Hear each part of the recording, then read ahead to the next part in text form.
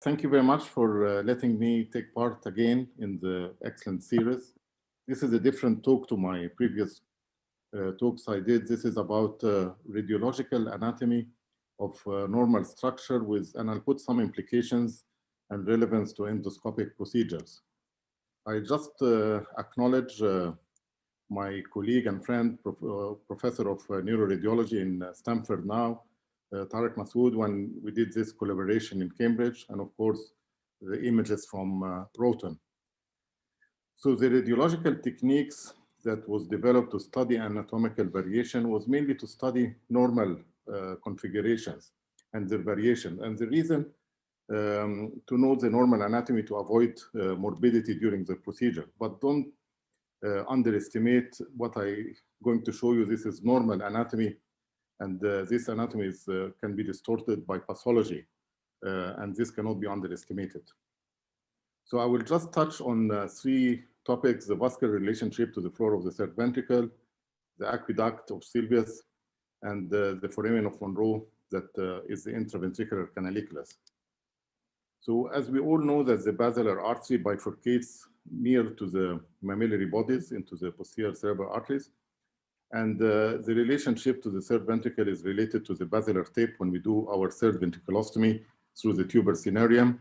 But as you know, the basilar tip, the basilar trunk may not be in the midline. So either the tip or one of the P1s will be in relationship to the floor. More laterally, of course, you'll have the communication of the posterior communicating artery. So one of the study was to study the relationship in normal structures, in normal subjects regarding the floor of the third ventricle. Of course, it is very easy in most cases because it's you can see the basilar artery through the transparent membrane, but sometimes you can have an opaque floor. And really, do you need MRI techniques as the ones we show for every case? Of course not, but in some cases it may help. And the reason that we know that you can have injury from the perforator of the basilar trunk itself. So this study was in 82 normal subjects that they have no hydrocephalus.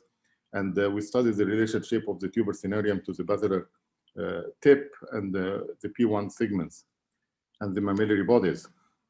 So the technique that is used, you get an MRA, the source images, you pick up the vascular structure, and on a sagittal MRI scan, you cross-reference them so you know your vascular structure in relation to the tuber cinerarium. So it is a potential useful technique rather than a simple sagittal MRI scan if you want to be accurate, if you want to know the relationship of your vascular structure in cases that you can predict an opaque membrane, which of course, I understand you cannot predict it before you start the case. So in fact, the basilar, to go back, the basilar trunk, as you can see, is below the tuber cinerarium, and these are the distances. But in some cases, it could be a high riding basilar and touching the tuber cinerarium. 75% will be anterior to the mammillary body. That means in a quarter of the cases, the basilar tip or the P1s will be either behind or below the mammillary body. So in some cases, when you have a narrow interprepontine space, you should not deny this patient's third ventriculostomy if you know that it will be safe to do so. This measurement has not changed in size or age, but don't forget, these measurements are meaningless if you have hydrocephalus where the floor descends even more towards the basilar trunk. And as I said, you can use the technique for opaque ones. We also looked at the vascular structure, whether they move when you place the patient with the head flexed and flexion extension. We make use of some study for spine. And we find although this prepontine systems can reduce a little bit with flexion and extension, but the important message, the basilar trunk does not move. So it doesn't matter whether you flex the head or not, the basilar will keep its relationship. Now, the other part of the talk is regarding the aqueduct of Sylvius, which is between the third ventricle and the fourth ventricle. And it is related mostly in the midbrain, and it will start just behind the posterior commissure. So this is the posterior commissure, this is the pineal, this is the habenular commissure. and it ends at the lower part of the inferior colliculus. So the implication is that we use aqueductoplasty, and aqueductoplasty has been used for aqueduct stenosis, but people are going away from it because you can only do a third ventriculostomy without adding an aqueductoplasty, but it does have a role in cases of isolated fourth ventricle. And of course, you can do an aqueductoplasty endoscopically through the lateral ventricle to the third ventricle, or from below when you have an open case through the foramen of margin D up to the fourth ventricle. And most cases of aqueductoplasty may close, so most people will leave a stent in situ.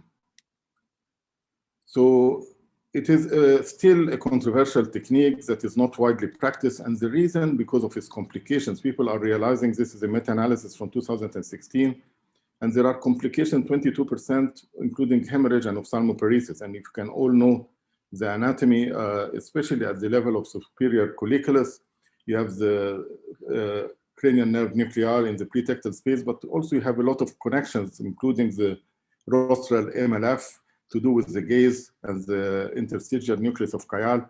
Of course, there is no time to go through them, but you can get ophthalmoparesis if you damage this area. We wanted to study the shape and the size of the aqueduct, especially if you are going to leave a rigid endoscope or catheter through the aqueduct. So as I say, although it is controversial, but it's still used in cases of isolated fourth ventricle. Now the problem with anatomy and cadaver, because it's formalin fixed, you can see the aqueduct as a straight line, but in fact the aqueduct has a genu and it is curved, so it's always curved. So if you use a rigid stent or a scope through that, you will go and damage the tectum, especially at the superior colliculus, and you'll have problems. So there is a difference in studying radiological anatomy from cadaver formalin fixed samples. And the aqueduct has a position. This is behind the posterior commissure, so you have the pars anterior, but then you have the first constriction. So you have this is the narrowest part of the aqueduct below. Then you have dilatations, ampulla, another constrictions, and then it opens just inferior to the inferior colliculus. And it has this shape. So we had a radiological study where we studied 100 subjects. We looked at the angles. This is related to the ACPC line. And there is a first angulation, which is around 26 to 30 degrees. And then the other one, another 30 degrees in relationship to the line. If you come from below, there is around 18 to 20 degrees angulation, which I will show you later. So this is just the concept to understand what I mean with the suboccipital technique, where you go through the fourth ventricle, and you can see here just the telovelar, and you can see the aqueduct, and you can pass a stent from below upwards if needed. What is more important that this is the narrowest point. The narrowest point is quite narrow. It's 0.9 millimeters. So if you have any large instruments, and some people put balloons and so on, there is a lot of damage, more than what you think, to the tectal area, and hence the complications. So this study has shown that you have to be careful because the size is quite narrow. Not only that, the curve of the aqueduct is always maintained, whether the patient increase in age. In fact, they can become shorter, but still angulated. So when you use stents, it has to be really flexible. Otherwise, it can damage the surrounding structures. And also it will show you the trajectory to go through the aqueduct if needed. But it is not advisable after you do your penetration of the membrane just to pass the scope to the fourth ventricle. The last part of the study is related to the foramen of Monro, and the anatomy has been already been exposed, but described in excellent talks before, but it is the anterior end of the choroid fissure. As we know, the choroid fissure is always between the fornix or hippocampus and thalamus, and it's C-shaped, and the anterior part is opened, and the fornix forms its walls. So it is important to know the normal size of the foramen of Monro, because then you can know if you want to have observe some lesions, what is the threat to cause obstructive hydrocephalus. Now, the knowledge of the normal dimensions is very scarce. In fact, it comes in anatomy textbooks which say it is less than 1 centimeter. There is no one has studied it, and the studies in formalin-based specimen is quite different than the normal life. And there is very little information regarding the size of the foramen of Monroe. So we had this study with a lot of collaboration, and we have Tom Santarius here. It's mainly to look its implication, especially for colloid cysts. Now, first, we looked at cadavers, and we looked at some cadavers to see what is in cadavers, what's the size. So this was a preliminary study, and as you can see, it's all in very old specimens in Cambridge, and the size in average is about 6 to 7 millimeters because it's oval in shape. So this is the diameter of the foramen of Monroe. But this is the cadaver study in old humans with formalin fixed. So we wanted to reproduce all that to the whole study to get the normal dimensions and configuration from a radiological study. And we have already published this study. It has also, who's ever interested in history, to show how the original description of Monroe did not describe the foramen of Monroe accurately. And the study of the foramen of Monroe is, as you can see, related to the columns of the fornix. And the width of the fornix makes the foramen really a canaliculus. So it's an intraventricular canaliculus, not just like a foramen. And the fornix turns at the level of the anterior commissure here and forms the inferior boundaries of the foramen of Monroe. And of course, we have the thalamus here, anterior thalamus, as it's the end of the choroid fissure. Here is the anatomical samples, and you can see the fornix divides as the anterior commissure going to the mammillary body. There is another slight contribution to the septal nuclei, and the lower part of the foramen of Monroe is related to this area here. And you can see that it is well defined. This is the superior, anterior, and inferior wall. Now, the posterior wall is not very clear because it is not just the septal and caudate and thalamus striate vein junction, because it can be variable anyway, but its posterior wall has the choroid plexus there, and it's covered by the tinea telachoroidae, and that will have implications which I'll show you later. But it's not well defined, especially in radiological study, to define the posterior wall. So it was a difficult study because we imaged 100 normal subjects with a lot of techniques. And the problem is to get the correct trajectory of the foramen of Monroe, because the foramen of Monroe has some inclinations from the midline in the sagittal, coronal, and axial views. So you have to get the correct inclinations and reproduce such an image, which is a double oblique image. And you can even take it to the workstation and perform VR reproduction of the foramen of Monroe. They are all related to a fixed structure, which is the anterior commissure and the ACPC line. This is to get the anatomical structure. So the foramen is no longer a foramen. It is a canal V-shaped, and it has this angulations from the coronal, axial, and sagittal plane. So you have to reconstruct it in a 3D configuration. So if you look at the normal coronal, for example, it does not give you the correct plane. But if you angle it like 60 degrees to the ACPC line, 30 degrees from here, then you get the true anatomical plane, and hence you can measure the true size of the narrowest part of the foramen of Monroe.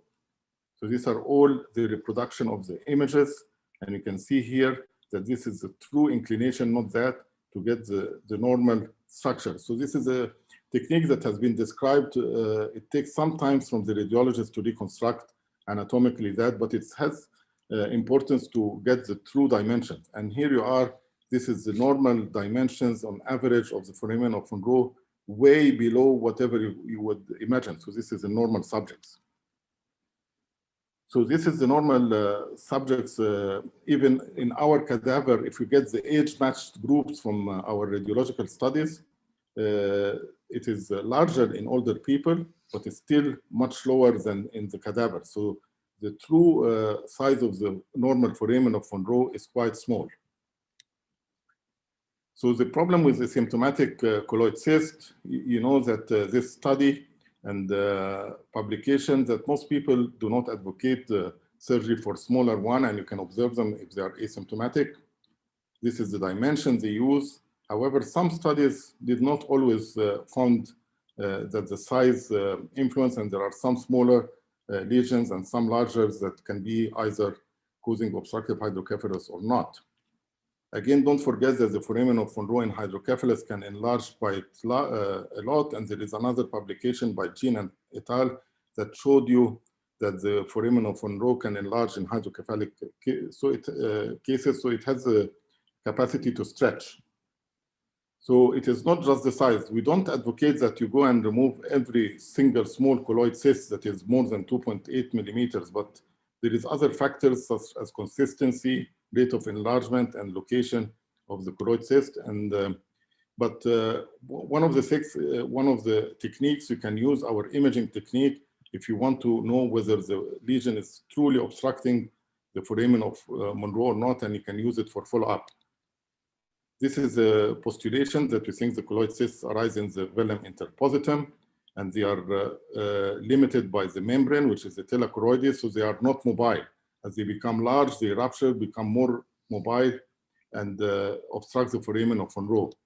So the postulation is that although it is not directly related to size, but of course with larger size, the telachoroides become deficient, the colloid cyst is more mobile, and becomes even permanently obstructing the foramen of Monro. So not every large cyst, if it is still contained, it may remain asymptomatic. So this is beyond size. Again, the importance to realize there are layers on the colloid cyst that you don't pull on it either during surgery or even during endoscopy. If you pull on it and the membrane, which is the telachoroid on the capsule, distort your fornix and causes memory problems, and you have to let go. In open surgery, you can dissect it and release the cyst. We also looked at the trajectory, and this is the trajectory of the foramen of Monro, which is a canal. And again, you know, you hardly need to navigate through a normal foramen of Monro, but if you do, you have to be aware that your endoscope are quite larger than 2.8 millimeters, so they can damage the fornix. So try to avoid it. If you cannot avoid it, then at least get the trajectory correctly, because it's not just a foramen, it's a canal. And this has been touched before in our series, where to put your burr holes. So in conclusion, you can use neuroimaging and neuronavigation to advance your neuroanatomical knowledge for your surgical planning. But again, don't take my talk without knowing that the anatomical distortion by pathology can really affect your measurement. And to leave you here with a cavernoma at the